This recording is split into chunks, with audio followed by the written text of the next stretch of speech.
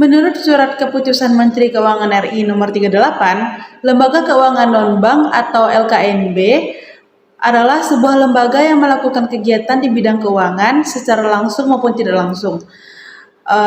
LKNB juga menghimpun dana dengan cara mengeluarkan surat-surat berharga, kemudian menyalurkan kepada masyarakat, terutama untuk membiayai investasi perusahaan-perusahaan. LKNB tidak memiliki izin untuk menerima simpanan dalam bentuk giro ataupun tabungan, tetapi mereka dapat menjalankan fungsi intermediasi keuangan seperti memberikan pinjaman, pembiayaan, asuransi, dan investasi. Tujuan Lembaga Keuangan Non-Bank atau LKNB untuk mendorong perkembangan pasar modal serta membantu permodalan perusahaan-perusahaan ekonomi lemah. Bentuk usaha lembaga keuangan non-bank di Indonesia itu ada dua, yaitu yang pertama Badan Hukum Indonesia yang didirikan oleh warga negara Indonesia atau Badan Hukum Indonesia dalam bentuk kerjasama dengan Badan Hukum Asing. Yang kedua itu Badan Hukum Asing dalam bentuk perwakilan dari lembaga keuangan yang berkedudukan di luar negeri. Selanjutnya yaitu fungsi dari Lembaga Keuangan Non-Bank atau LKNB. Yang pertama, menyediakan alternatif pembiayaan, yang mana maksudnya lembaga keuangan non-bank ini memberikan pembiayaan kepada sektor yang tidak terlayani oleh bank, seperti UMKM, usaha rintisan atau startup, dan masyarakat yang berpendapatan rendah.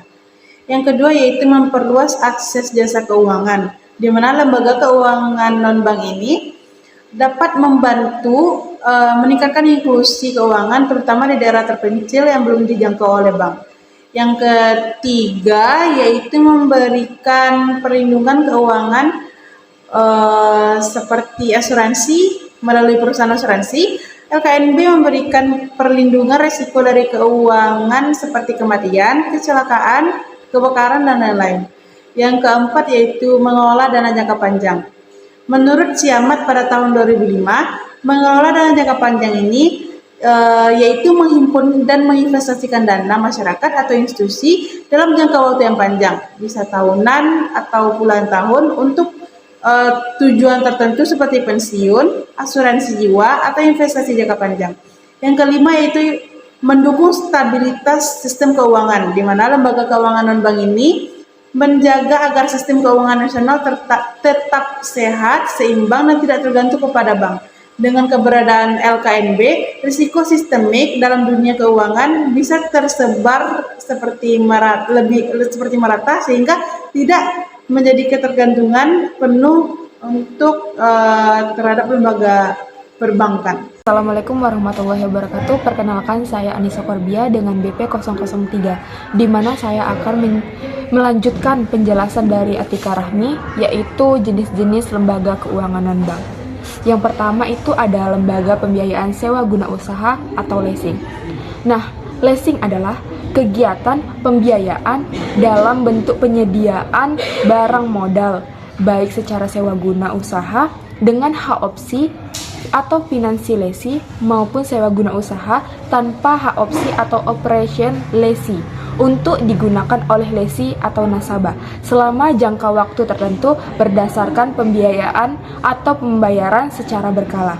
Nah, dalam lembaga sewa guna usaha ini atau leasing itu memiliki pihak-pihak yang terlibat dalam leasing. Itu ada 3. Yang pertama lessor, itu pihak yang menyediakan pembiayaan atau yang memiliki aset. Yang kedua itu ada lessee, yaitu pihak yang menggunakan aset atau membayar sewa. Yang ketiga itu ada supplier, yaitu pihak yang menyediakan barang atau dalam leasing tidak langsung. Nah, dalam leasing ini juga ada manfaatnya. Yang pertama itu sebagai menghemat modal, yang kedua diversifikasi sumber-sumber pembiayaan, yang ketiga persyaratan lebih mudah dan fleksibel, yang keempat biaya lebih murah. Yang kedua yaitu pegadaian. Pegadaian adalah suatu lembaga keuangan yang memberikan pinjaman kepada nasabah dengan jaminan barang atau surat-surat berharga. Ciri-ciri dari pegadaian ini sendiri adalah yang pertama, terdapat barang-barang berharga untuk digadaikan. Yang kedua, nilai jumlah pinjaman tergantung nilai barang yang digadaikan. Yang ketiga, barang yang digadaikan dapat ditebus kembali. Nah, tujuan dari usaha pegadaian itu apa sih? Yaitu untuk mengatasi atau membantu agar masyarakat yang sedang membutuhkan uang segera mendapatkan pinjaman secara cepat dan terhindar dari rentenir. Perusahaan pegadaian yang bergerak di Indonesia adalah Perum Pegadaian.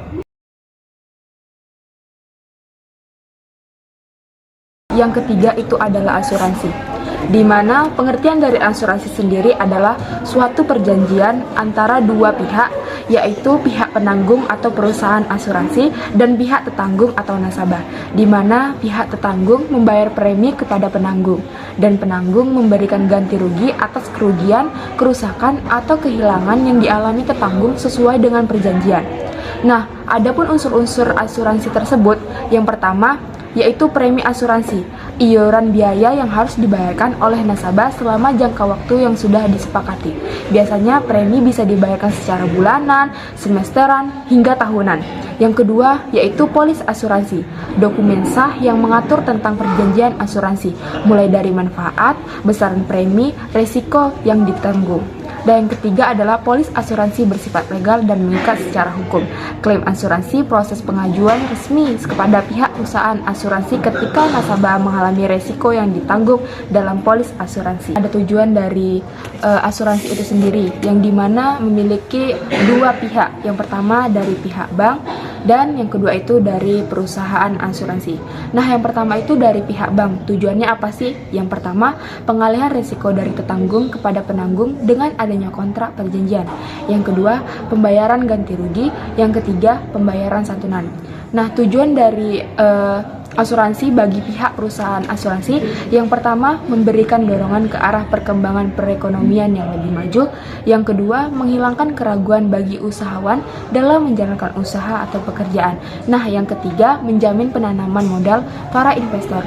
Dan tujuan yang keempat yaitu memperoleh hasil berupa premi atas imbalan jasa yang diberikan. Nah, asuransi juga memiliki keuntungan, yang dimana itu yang pertama bagi pemilik asuransinya, itu keuntungan dari premi yang dibayar nasabah. Yang kedua, keuntungan dari hasil penyertaan modal ke perusahaan lain. Yang ketiga, keuntungan dari hasil bunga investasi surat-surat berharga.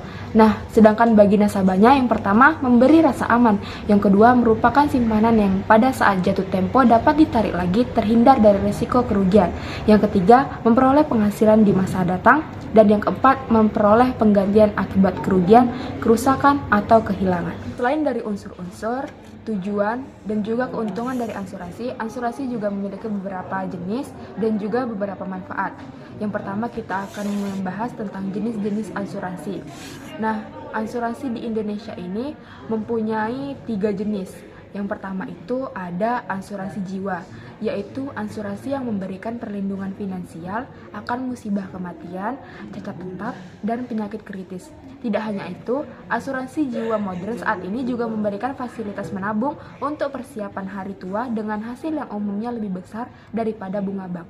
Nah, yang kedua, asuransi kesehatan, yaitu asuransi yang memberikan perlindungan berupa santunan untuk menjalani rawat inap maupun rawat jalan yang dapat berlaku baik di rumah sakit dalam negeri dan luar negeri. Yang ketiga, asuransi kecelakaan diri, yaitu asuransi yang memberikan perlindungan finansial atas musibah catat tetap maupun meninggal dunia yang diakibatkan oleh kecelakaan. Nah, selanjutnya kita masuk ke manfaat, yang dimana itu menurut dari Darmawi 2010. Yang pertama itu asuransi menyelidiki resiko investasi, yang kedua asuransi sebagai sumber dana investasi, yang ketiga asuransi untuk melengkapi persyaratan kredit, 4. Asuransi dapat mengurangi kekhawatiran, yang kelima asuransi mengurangi biaya modal, yang keenam asuransi menjamin kestabilan perusahaan. Selanjutnya yaitu Koperasi Simpan Pinjam atau KSP. Koperasi Simpan Pinjam atau KSP adalah salah satu bentuk koperasi yang bergerak dalam kegiatan usaha simpanan dan pinjaman yang dilakukan secara eksklusif oleh anggotanya. Tujuan utamanya adalah membantu meningkatkan kesejahteraan ekonomi anggota melalui penyediaan layanan keuangan yang mudah, murah, dan aman. Dan kegiatan usaha KSP itu ada apa saja sih? Yang pertama, simpanan pokok. Simpanan wajib yang dibayarkan satu kali saat menjadi anggota. Yang kedua, simpanan wajib dibayarkan secara rutin setiap bulan. Yang ketiga, simpanan sukarela. Simpanan yang sifatnya fleksibel. Simpanan yang dibayarkan kapan saja dan diambil sewaktu-waktu diinginkan. Dan yang keempat, pinjaman diberikan kepada anggota berdasarkan kemampuan dan keperluannya. Nah, tujuan koperasi simpan pinjam itu juga ada memberikan pinjaman kepada anggota dengan bunga rendah, mendorong budaya menabung di kalangan anggota, meningkatkan kesejahteraan ekonomi anggota. Perkenalkan, nama saya Akhirati Hasanah, BP 015. Di sini saya akan melanjutkan pembahasan dari Anissa Korbiah tadi. Jenis-jenis lembaga keuangan non-bank yang kelima, yaitu perusahaan dana pensiun.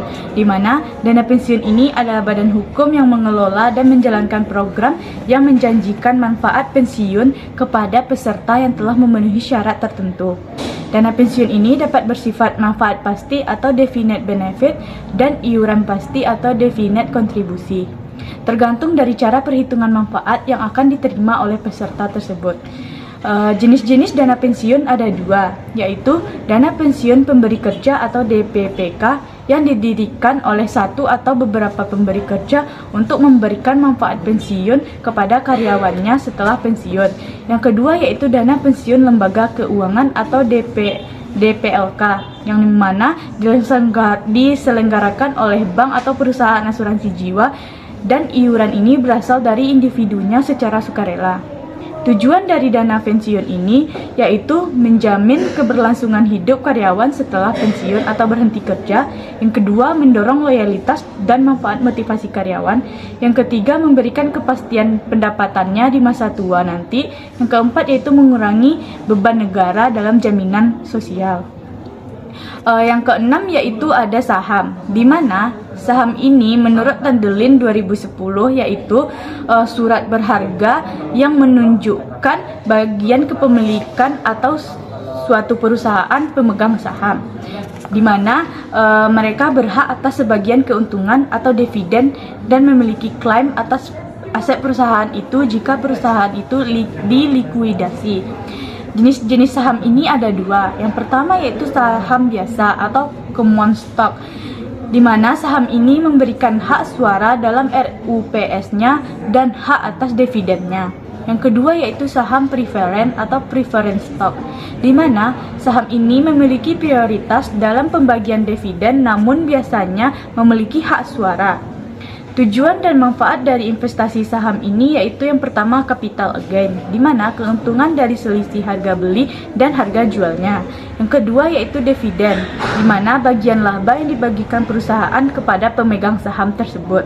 Yang ketiga yaitu diversifikasi atau portofolio untuk mengurangi risiko dengan berinvestasi di berbagai sektor. Selanjutnya yaitu faktor pendukung peran lembaga keuangan non-bank. Dapat teman-teman lihat di belakang saya ini ada beberapa faktor yang dapat mendukung peran lembaga keuangan non-bank ini dalam perekonomian modern. Antara lainnya yaitu yang pertama yaitu dapat meningkatkan pendapatan masyarakat, di mana biasanya terjadi di peningkatan pendapatan ini pada masyarakat kalangan menengah yang menyebabkan mereka mampu menabung setiap tahunnya lebih naik atau lebih banyak. Sejalan dengan itu, lembaga keuangan bukan bank ini menawarkan berbagai aktivitas dan tawaran lainnya. Yang kedua yaitu perkembangan industri dan teknologi, di mana kebutuhan investasi oleh sektor industri ini semakin meningkat sejalan dengan pesatnya perkembangan industri dan teknologi. Untuk memenuhi kebutuhan sektor usaha tersebut, lembaga keuangan non-bank ini telah memperlihatkan kemampuannya untuk memenuhi semua kebutuhan modal sektor industri dalam jumlah besar. Yang ketiga yaitu skala ekonomi dan jasa produk, di mana dengan mengkombinasikan sumber-sumber untuk menciptakan berbagai jenis jasa keuangan dalam jumlah besar, maka biaya produk atau jasa per unitnya akan ditawarkan oleh lembaga keuangan ini dapat ditekankan lebih rendah. Kelebihan ini biasanya memberikan lembaga keuangan ini berkeunggulan bersaing dengan jasa-jasa lainnya. Yang keempat yaitu jasa likuiditas, di mana ketidakpastian arus kas unit usaha dalam kegiatan operasi ini dapat menjelaskan akan dapatnya mengancam dan mengganggu kegiatan operasi perusahaan apabila kondisi keuangan tidak dalam keadaan baik. Nah, masalah likuiditas ini memungkinkan akan menyebabkan timbulnya beban biaya dan akan mengganggu kelancaran operasi perusahaan tersebut.